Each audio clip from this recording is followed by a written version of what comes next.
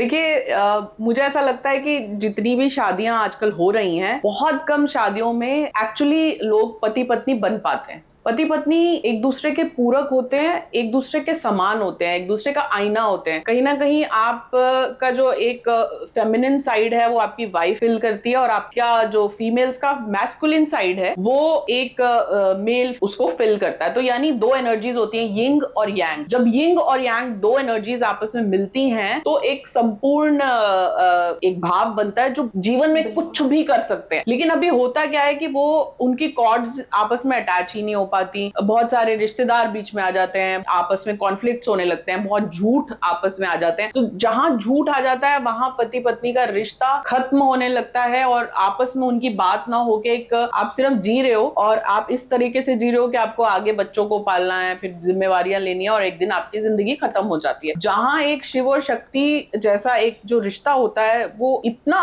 Strong रिश्ता होता है कि आपके हस्बैंड अगर लंदन में भी हैं और कुछ सोच रहे हैं तो आपको उनकी ब्रेन वाइब्रेशंस आप कैच कर सकते हैं, आप फील कर सकते हैं। इतना स्ट्रॉन्ग बॉन्ड होता है पति पत्नी का, और आपस में एक दूसरे के कर्म भी जुड़ जाते हैं। पति कुछ अच्छा करता है तो पत्नी को फायदा होता है, और पत्नी घर में कुछ पूजा पाठ जब तब करती है तो उसका पूरा फायदा उसके पति को मिलता है। क्योंकि शादी के बाद आप दो कहाँ रहते हो, अर्धनारीश्वर का स्वरूप जो बता रही है नमिता कि शिव शक्ति।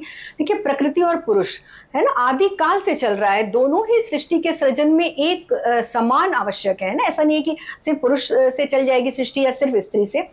जब सृष्टि का सृजन हुआ था, मनु और शत्रुपा आए थे, तब से ये चला आ रहा है।